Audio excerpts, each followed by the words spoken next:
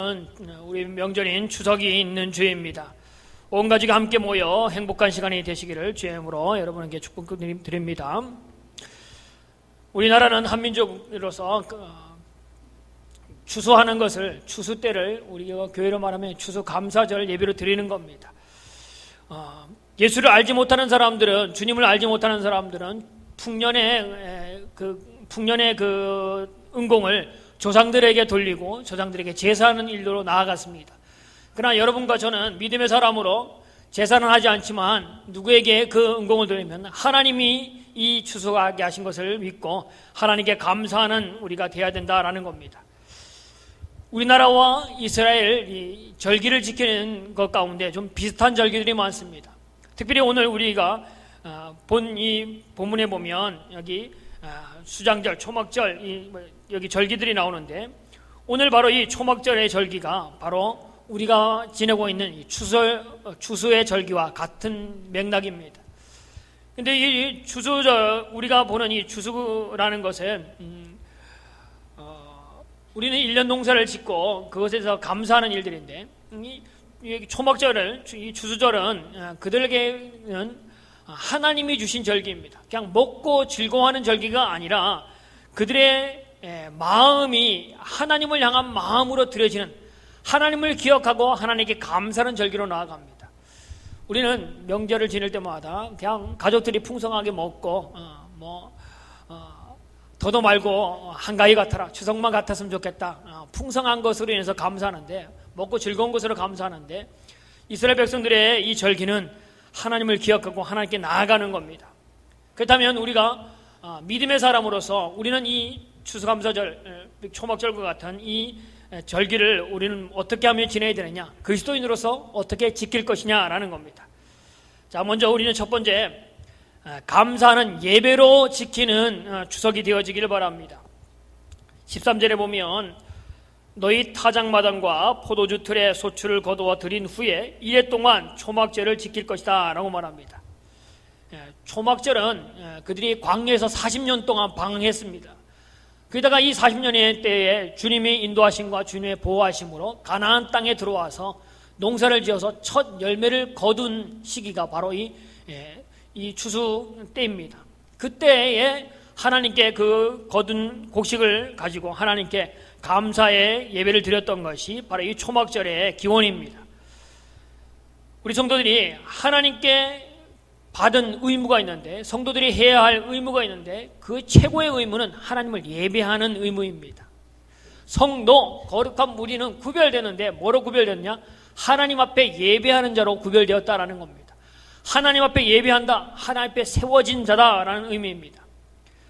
우리가 예배를 드리되 성경은 감사함으로 드리라 라고 말합니다. 이 추석은 하나님께 감사하는 예배가 있어야 할 절기입니다. 믿음의 사람은 모든 절기와 모든 것에부터 하나님의 앞에 있고 하나님이 주신 것을 믿고 나아가는 사람, 그래서 우리가 어딜 가든지 기도하고 어디 가든지 먼저 하나님 앞에 예배하는 이유가 바로 그겁니다.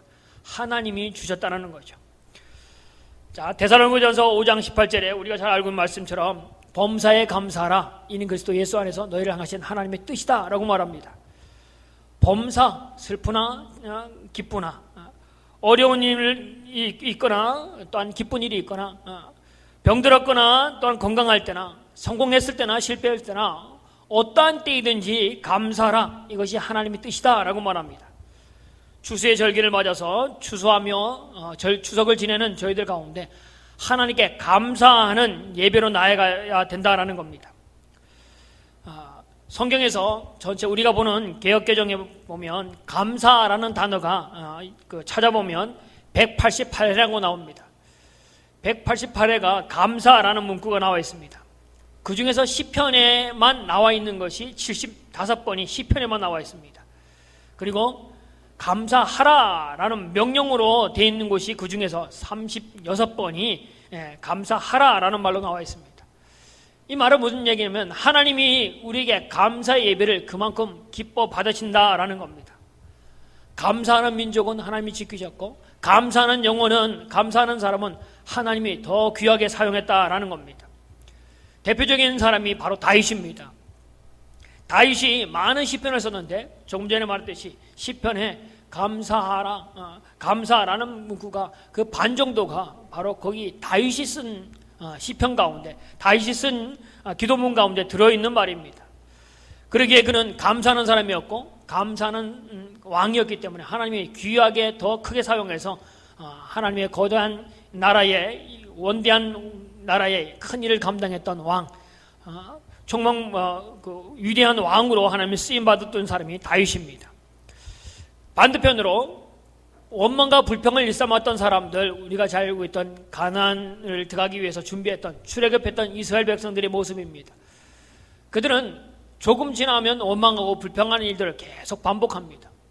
그들의 삶의 모습은 위대하게 쓰임받기보다는 광야에 쓸쓸히 죽어갔던 사람들, 처음 나왔던 그 사람들 중에 한 명도 여호수아와 갈렙 외에는 들어간 사람이 없다라고 말합니다. 그 사람들이 변하여 제2세대만이 가나안 땅에 들어가는 사람이 되어집니다. 하나님은 감사하는 사람 가운데는 하나님의 복을 주시고 하나님 들어 쓰이는 사람이 되어지지만 원망하고 불평하는 사람은 하나님이 사용하지 않는다라는 겁니다. 오늘 감사하는 자에게 복 주시는 분인 걸 믿고 감사할 수 있는 성도 되시기를 바랍니다. 어떤 분은 이렇게 말합니다. 감사는 또 다른 복을 가져다 준다. 그래서 감사는 공을 벽에다 던지는 것과 같다라고 말합니다. 그 공을 벽에 던지면 벽에 맞고 자기에게로 돌아온다는 겁니다. 감사를 하나님께 하면 그 감사가 다시 자기에게로 돌아옵니다. 또 감사할 수 있는 제목들이, 감사할 수 있는 일들이 내게 자꾸 넘쳐나는 것이 되어진다는 겁니다. 원망을 던지면 반대로 내 속에 자꾸 원망, 불평이 나오게 되어 있습니다. 한 번 불평하면 그 불평에 또 불평을 낳고 불평을 낳는 것을 여러분과 제가 잘 아는 얘기가 아닙니까? 감사하면 기분이 좋습니다.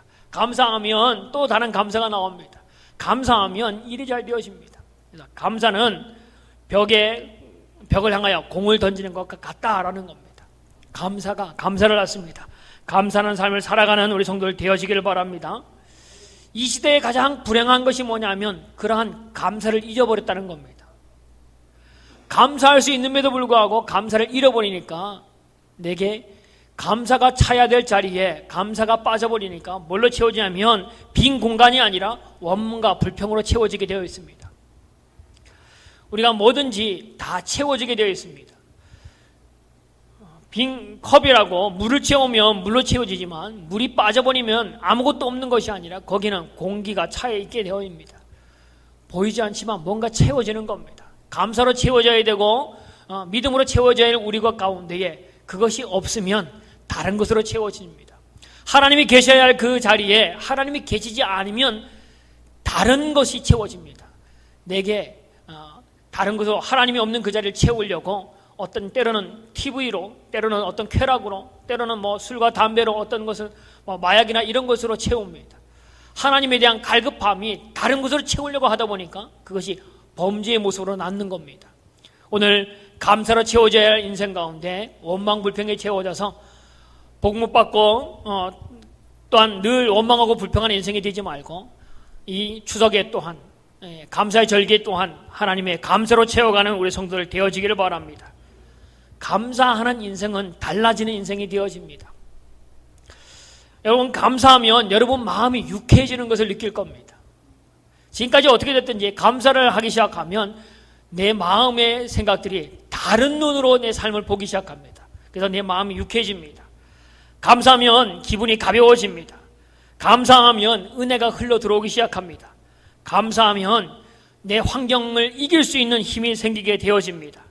감사하면 내 주위에 사람들이 모여들기 시작합니다. 감사하면 그러면 뭐까지 생기냐면 돈까지 생깁니다. 감사하면 모든 것 가운데 아름다운 일들이 우리 가운데 가득 차고 넘치는 일들이 진행된다라는 겁니다.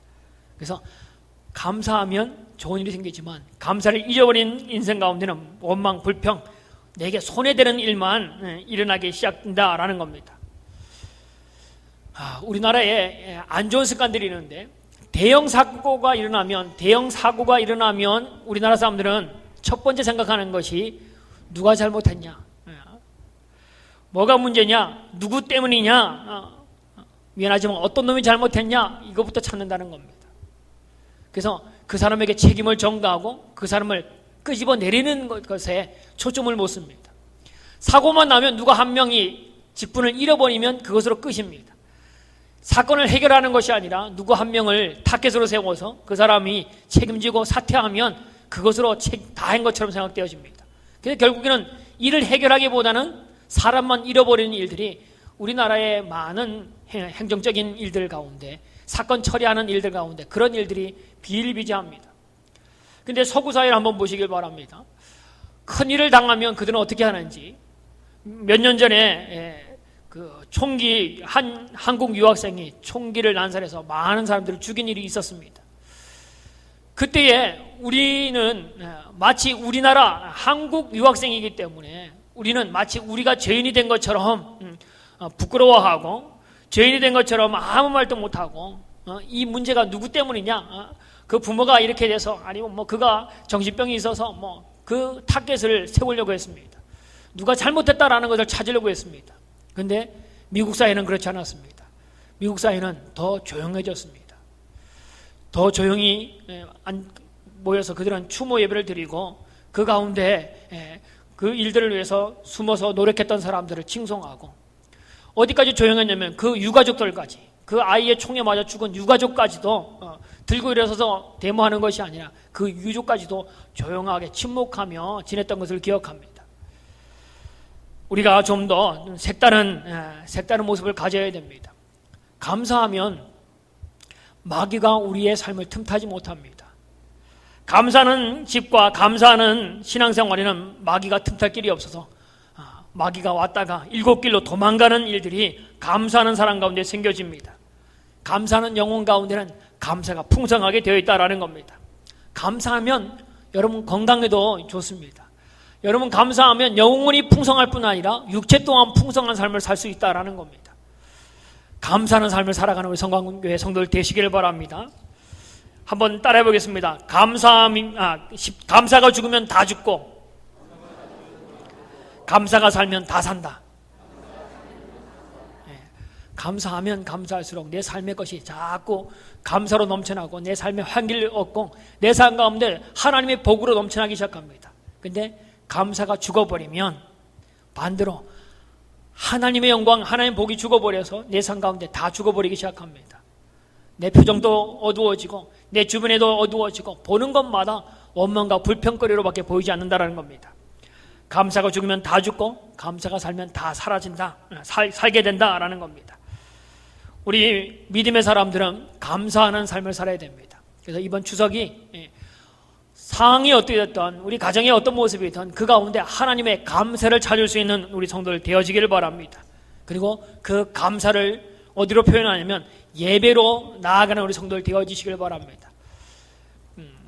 본당 앞에 또 사무실 앞에 추수감사절 가정예배 그 순서지가 있습니다.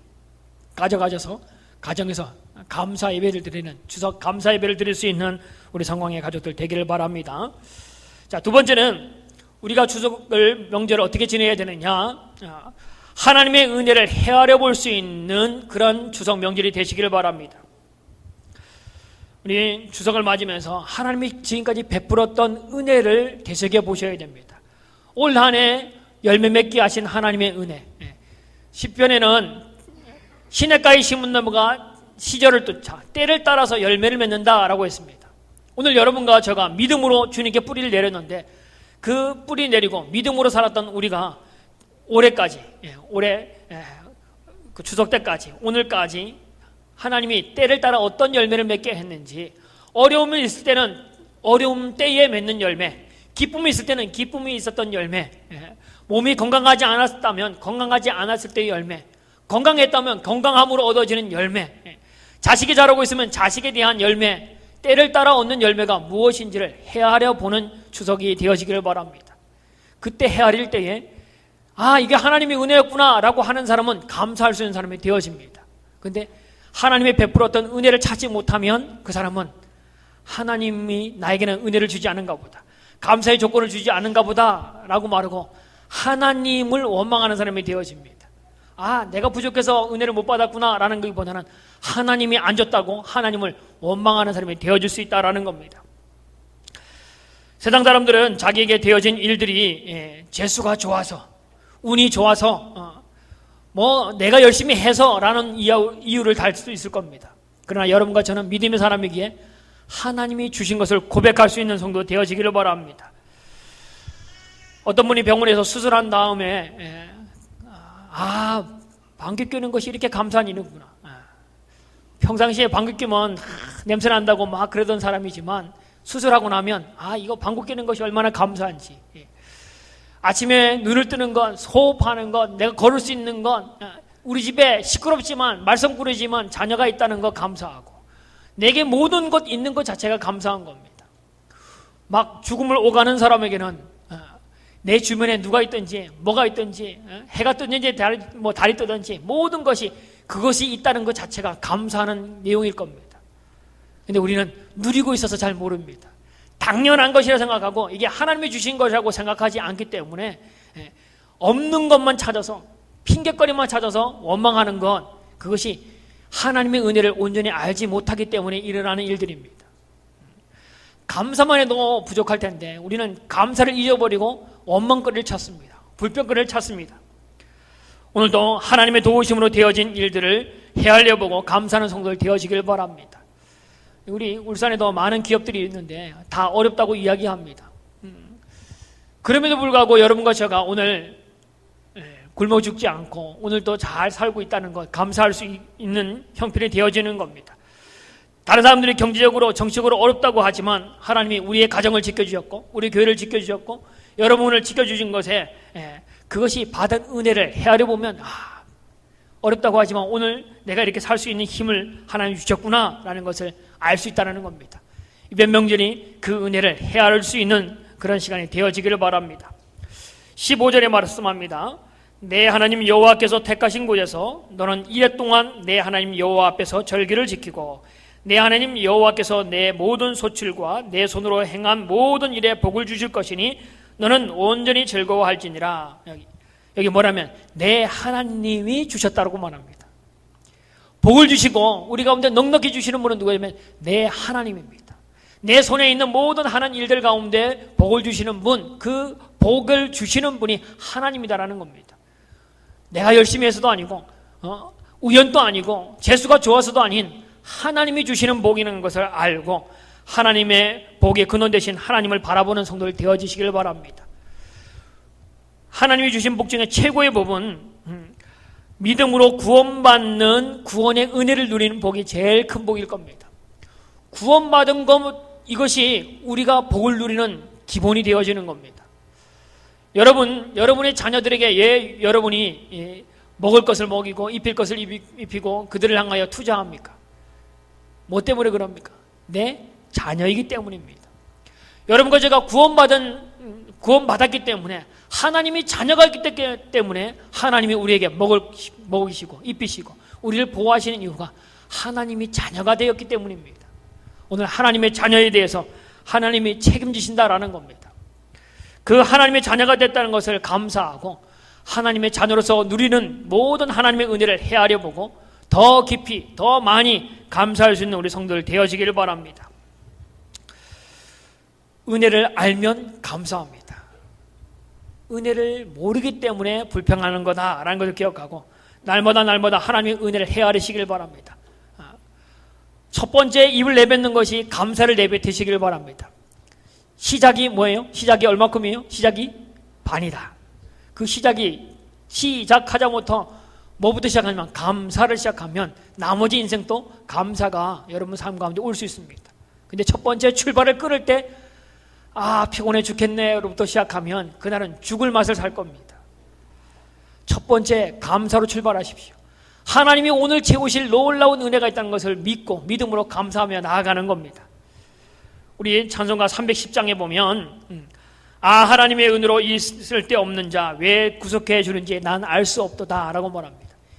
이게 하나님이 주신 은혜가 없어서 나는 알 수 없다라는 것이 아니라 하나님의 은혜가 너무 커서 그거 감당할 수 없다라는 그 가사가 찬송가 310장에 나오는 가사입니다. 그리고 뒤에 뭐라고 말하면 내가 믿고 또 의지하면 내 모든 형편 아시는 주님 늘 보호해 주실 것을 나는 확실히 아네. 그 은혜가 하나님이 주신 것을 안다라고 말합니다. 그러니까 하나님이 주신 것을 나는 확실히 안다라고 말합니다. 그 사람은 앞부분에 말하듯이 하나님의 은혜로, 하나님의 은혜라는 것을 아는 사람, 그러게 그의 찬양은 감사가, 하나님에 대한 은혜에 대한 넘치는 기쁨이 그 찬양 가운데 들어있는 겁니다. 하나님의 은혜를 아는, 하나님의 은혜를 사모하고 그 은혜를 위하여 나아가는 우리 성도들 되어지기를 바랍니다. 깨달을 때만이 감사할 수 있는 사람이 되어집니다. 깨닫는 사람이 더 풍성한 삶을 살 수 있는 겁니다. 똑같은 환경이지만 그 가운데 무엇을 깨닫느냐에 따라서, 무엇을 보느냐에 따라서 바뀝니다. 하나님을 보는 사람은 홍해가 있다 할지라도, 바로의 군사가 다가온다 할지라도, 하나님을 보는 사람은 하나님의 은혜를 땅으로 내리는 그런 사람이 되어집니다. 모세와 같은 사람이 되어집니다. 불평이 아니라 하나님의 권능으로 홍해를 가르는 역사를 맛보는 사람.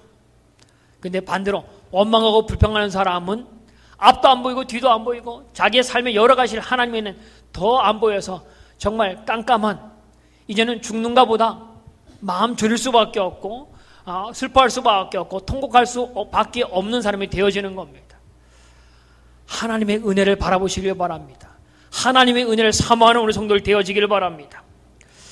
이스라엘 백성들이 광야에 나와서 원망하고 불평했던 이유가 바로 그겁니다.